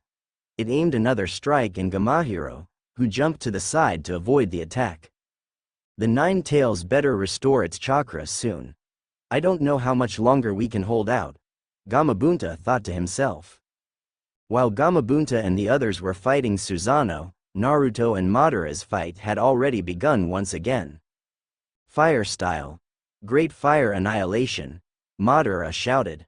Madara took in a deep breath and blew out what looked to be like a giant flamethrower. It then started to spread into a massive wall of fire. Naruto ran as fast as he could to avoid it, but Madara was right on his tail. Finally, Madara had to stop the jutsu to take a breath. Naruto used this chance to try a counter-attack. He dashed towards Madara and created two shadow clones. They each formed a Rasengan in each of Naruto's hands. The Rasengan started at normal size, then grew into two massive-sized ones. Madara stood his ground and prepared for the attack. Naruto stretched out his arms once he was in range. Giant Rasen Barrage! Naruto yelled. Madara lifted both hands and started to absorb the Rasengan.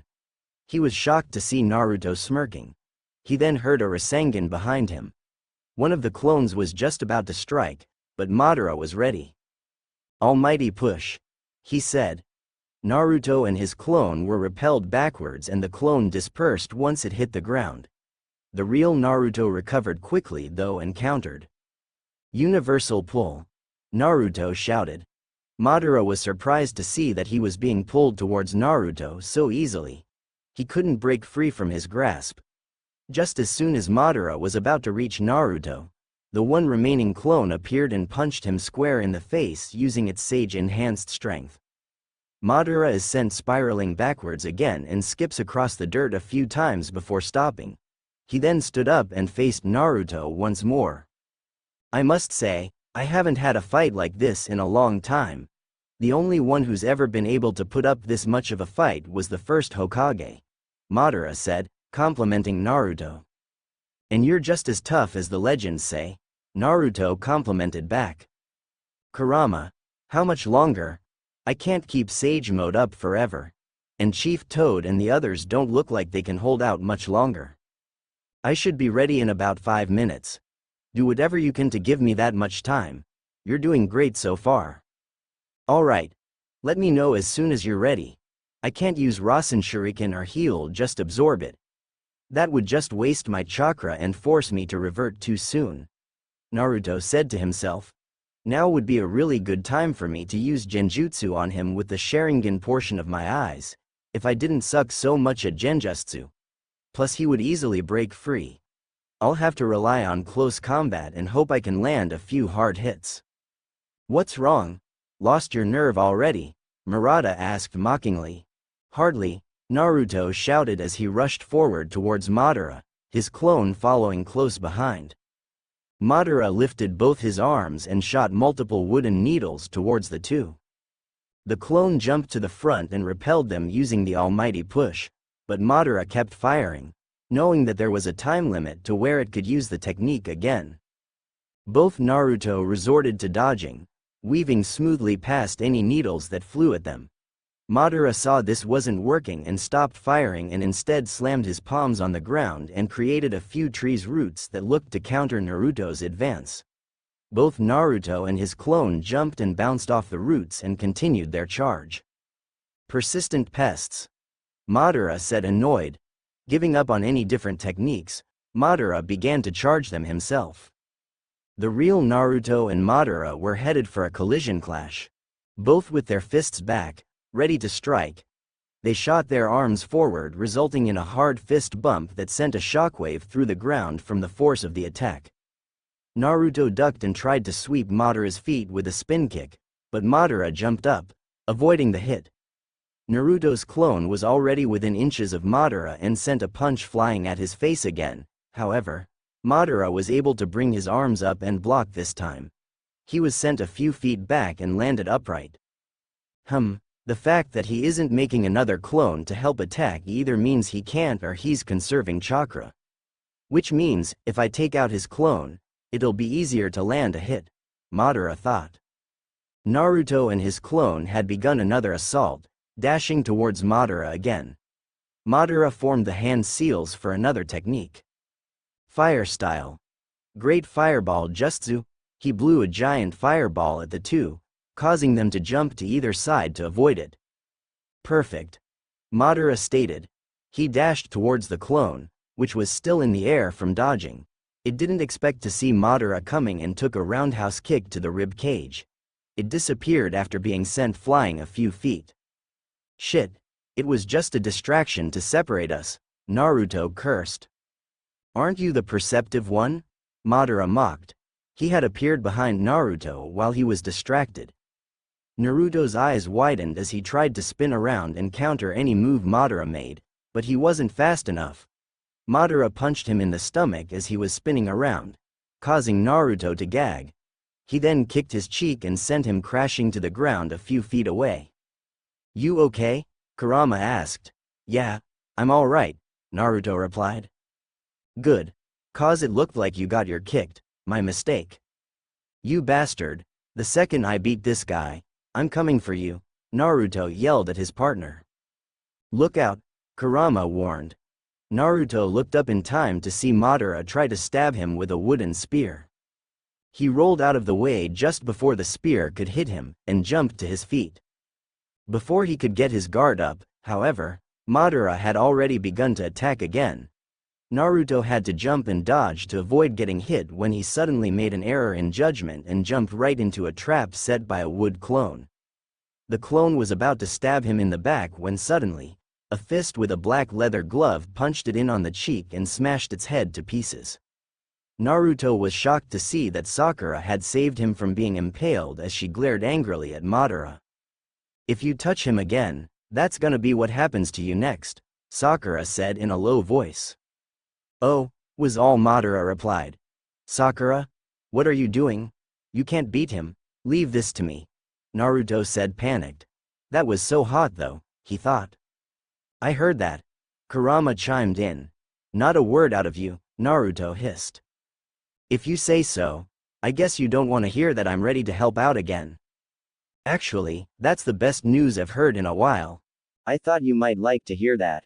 But Sakura won't last long in a battle like this. Naruto, you need to give her some of my chakra. "But why? I'm about to activate Biju mode, she won't need it." "You're still naive boy.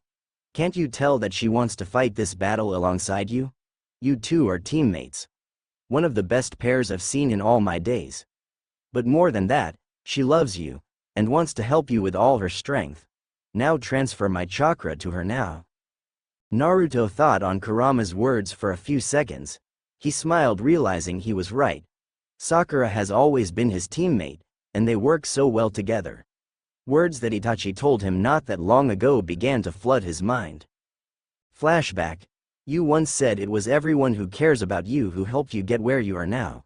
If you forget others because you now have power, and become arrogant and egotistical, you'll eventually become just like Madara," Itachi explained.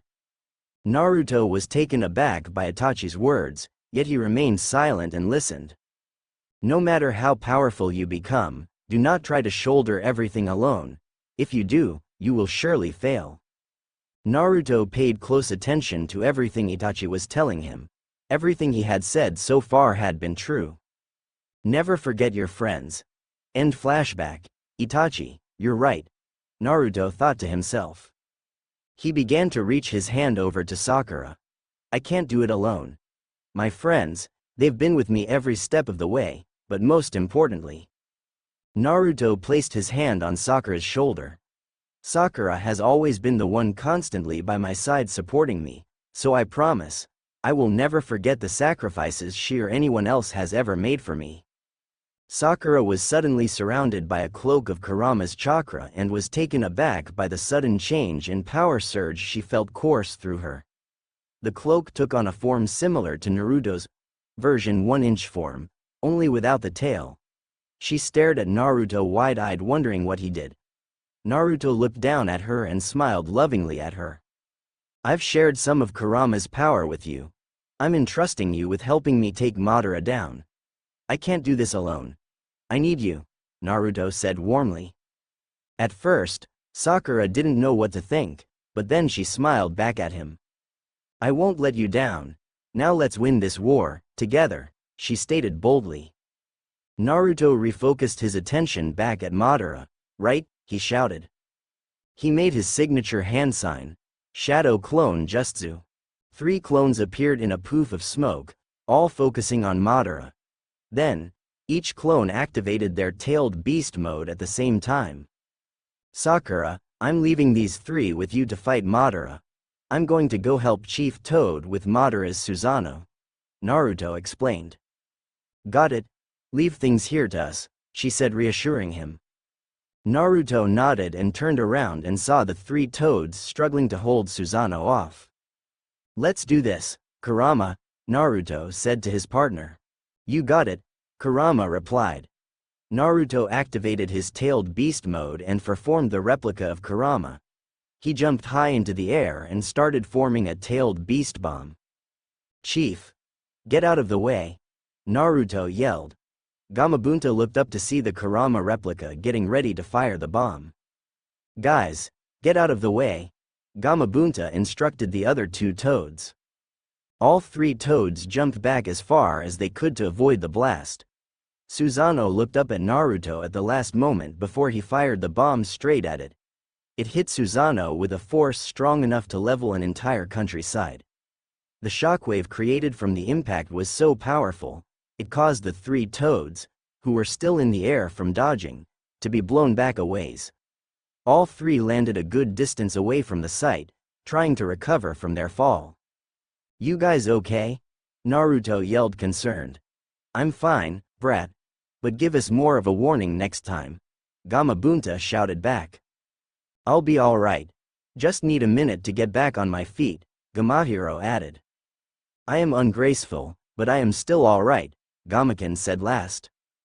Naruto sighed in relief that the three were unharmed. However, he had to react fast as the blade of Susanoo was headed straight for him. He grew 2 extra chakra arms to help stop the sword's advance before it could pierce him. "What the hell?" Naruto thought out loud. The smoke cleared around Susanoo where it had taken the hit from the bomb to reveal that it was badly damaged. Many parts were reverting back to its bones state, but it still had the strength to fight. "How the hell can that thing still be standing after that?" Naruto yelled. Meanwhile, Sakura and the 3 Naruto clones had yet to begin their fight with Madara. They silently stared each other down until Madara spoke up. "It seems he's giving my Susanoo a bit of trouble over there. You'll forgive me if I don't have the time to play with you and your 3 boyfriends, won't you?" Madara asked, unimpressed with his clear disadvantage. "There's no way I'm letting you go anywhere," Sakura said. "The 4 of us are going to stop you right here, right now. Naruto entrusted us with taking you down," she finished. "Is that so? Granted, you do seem a bit more powerful now that you have that cloak around you. But you're still no match for me. Yes, you do have these clones here, but one hit from me, and they're history. Naruto should have considered the consequences more before he left such a burden up to you," Madara retorted. "Compared to the burden I've made him suffer through, this is nothing.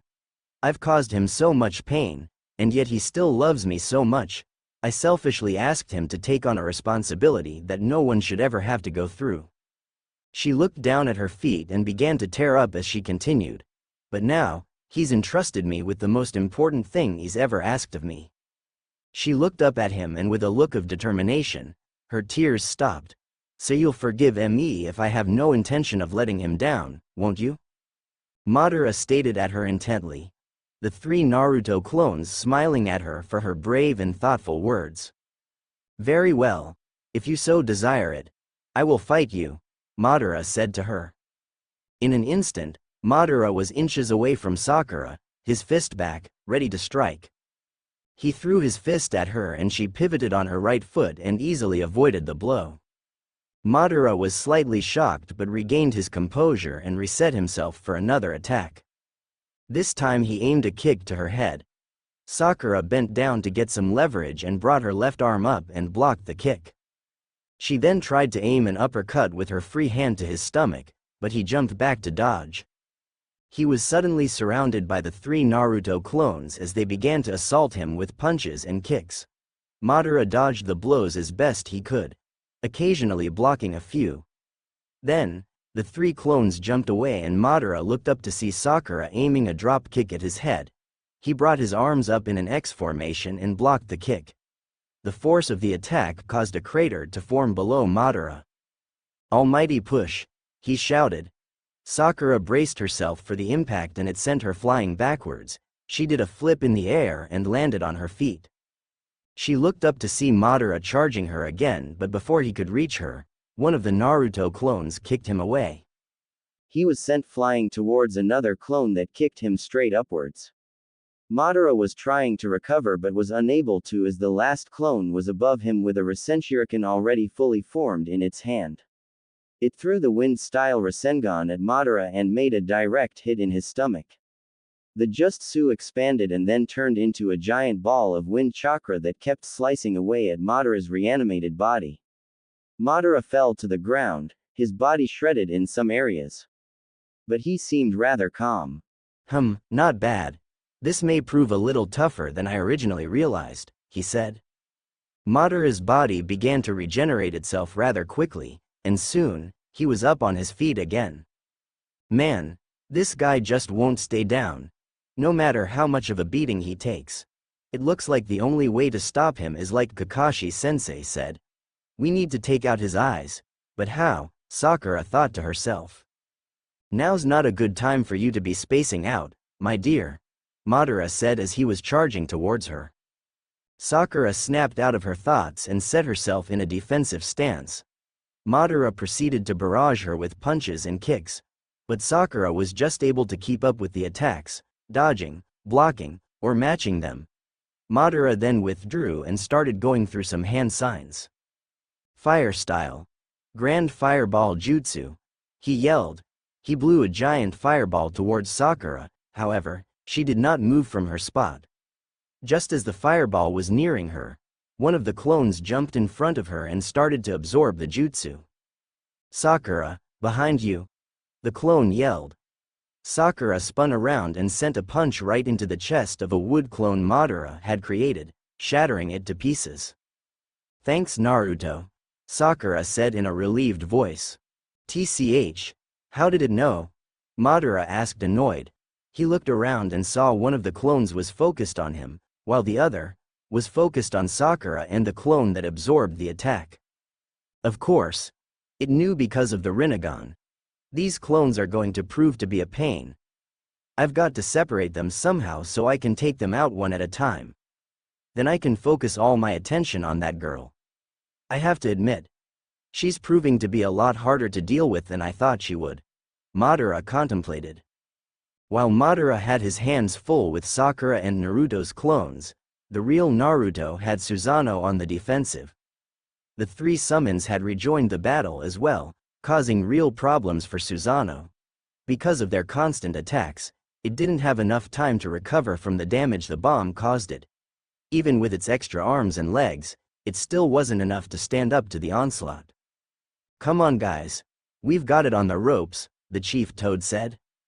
Susanoo tried to take a swing at Naruto, but Gomakin jumped in front of the attack and blocked it with his shield. Naruto created 4 chakra arms and grabbed all 4 of Susanoo's arms from behind Gomakin. This gave Gamabunta and Gamahiro the opportunity to attack from behind. They dashed at Susanoo, but it was able to take its 2 back legs and kick them both in the stomach and canceling their attack. However, Gomakin was able to use his Sasamata and aim a direct hit at Susanoo's midsection. He didn't let up after just hitting Susanoo though. He kept pushing, trying to create a deeper wound, all the while, pushing it backwards. Naruto had to extend the chakra arm's reach to be able to keep a hold of Susanu's arms so it couldn't retaliate. Finally, Gomakin gave one last shove and pierced Susanoo's armor and dealt a serious wound to where a portion of its skeletal area was located. Susanoo knelt down, obviously feeling the pain inflicted by that attack. Okay, you've done well. I'll take it from here, Naruto said to Gomakin. Gomakin turned to Naruto and nodded in acknowledgement. Okay. I did the best I could. Although, I was very ungraceful. I hope this was enough, Gomakin replied. It was more than enough. Thank you, Naruto praised. Alright kid. Get this over with.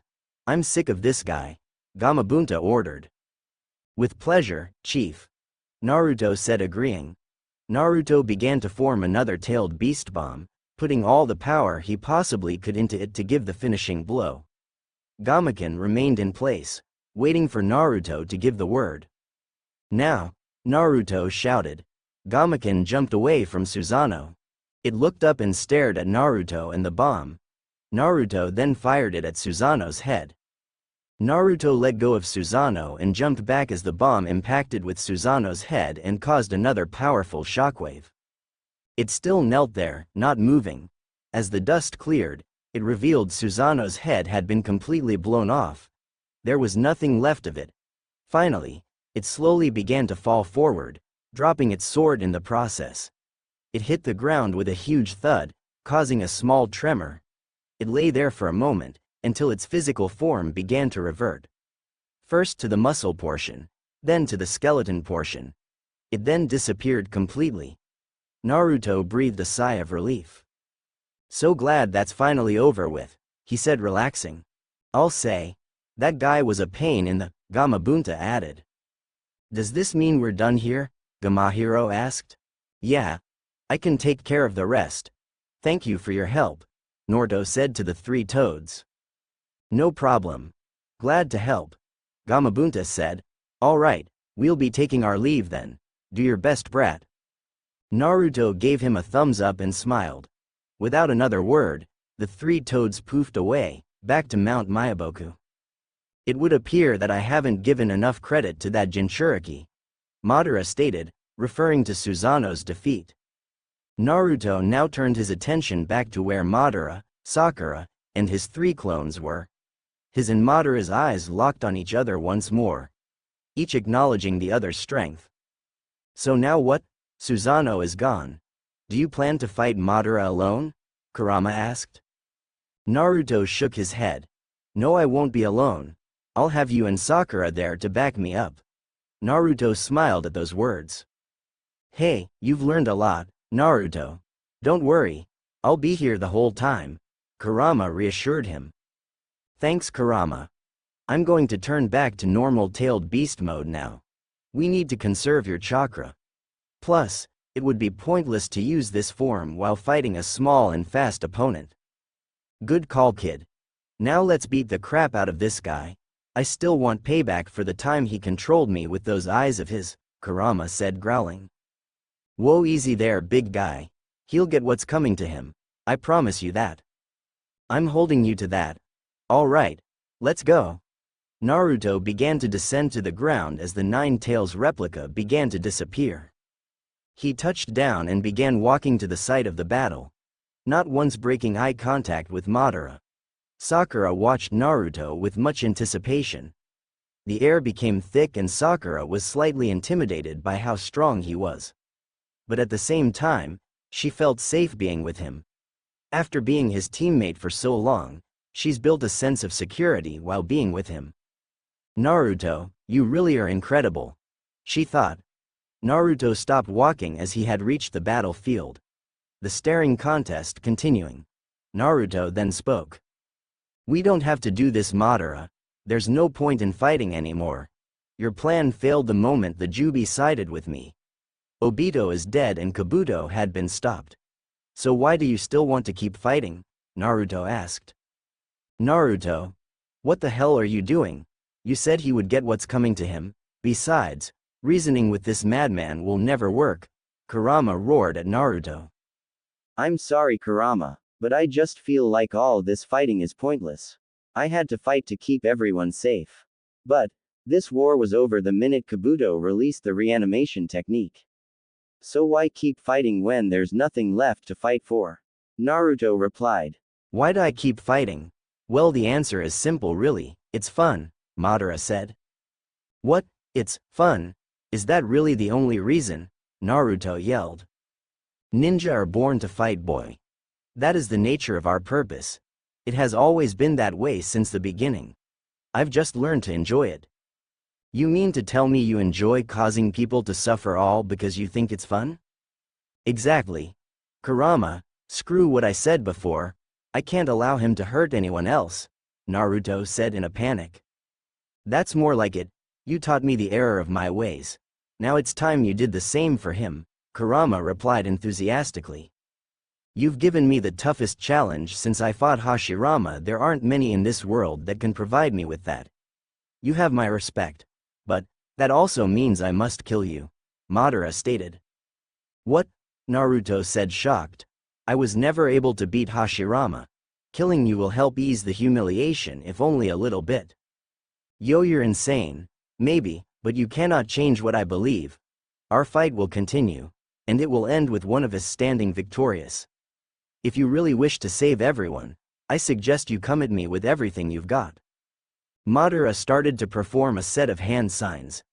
Naruto didn't recognize this combination, so he knew he had to be on his guard. Wood-style secret technique. Nativity of a world of trees, Madara shouted.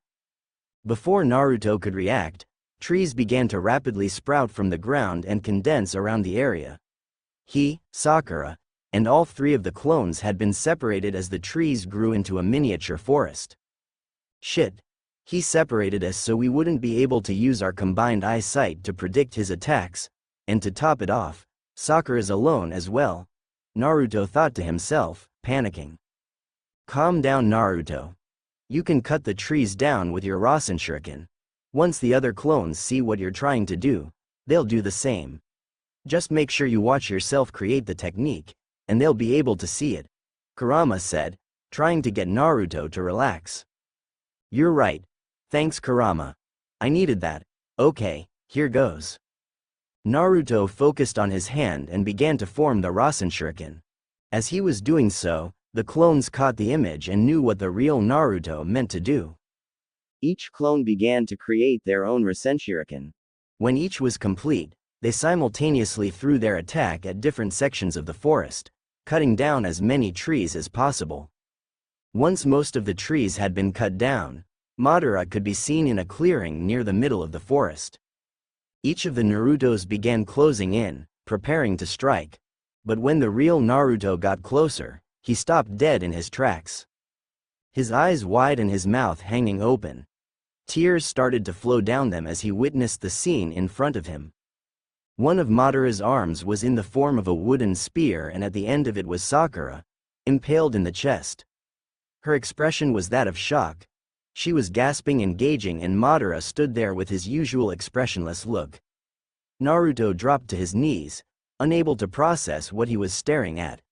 He thought he had to be in some horrible genjutsu set up by Madara. Madara turned his head to face him. A small smile could be seen on his face. Naruto, get a hold of yourself. Don't be fooled. Look closer at Sakura, Kurama yelled. Naruto followed Kurama's advice and looked at Sakura. Then he noticed it. He was taken aback at what he saw.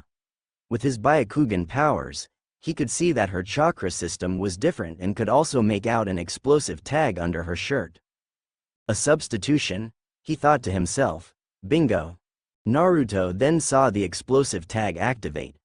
The Sakura look-alike then transformed into a log and the explosive was about to blow.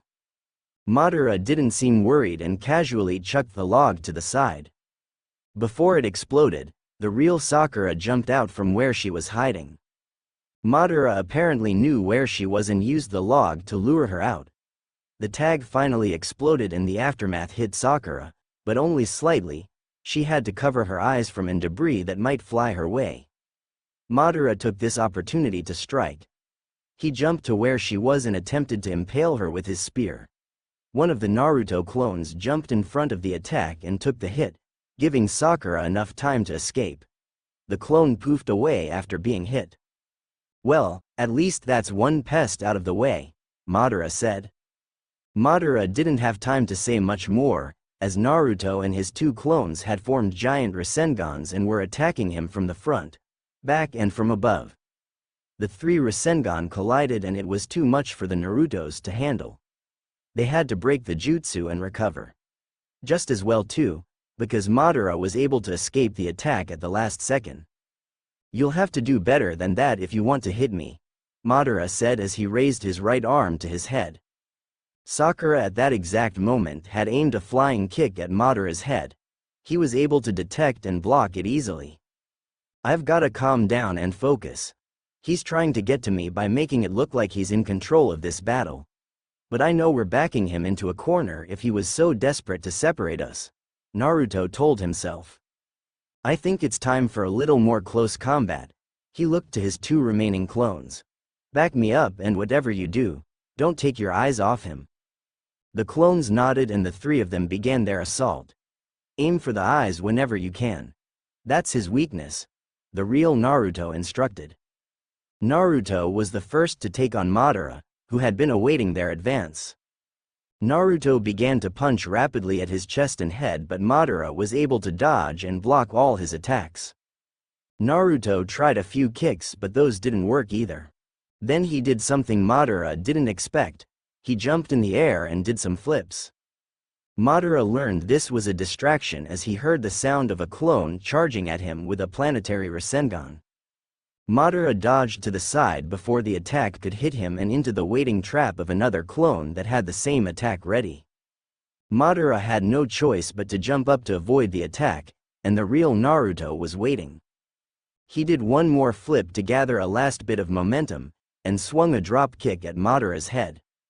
Madara couldn't dodge, so he settled for blocking as best he could with both his arms. The kick landed and sent him plummeting to the ground at a super fast pace. He couldn't recover from the blow and had no choice but to brace for impact.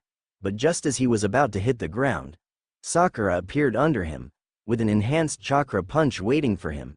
She scored a direct hit on his back. The force of the punch was strong enough to create a gaping hole in his chest area and also sent him flying back towards Naruto, who was ready to take aim at his head with a punch of his own. But this time, Madara was able to counter. Amaterasu, he said calmly. Naruto gasped as he knew he wouldn't be able to dodge an Amaterasu in midair. Then an idea came to him. Almighty push, he shouted.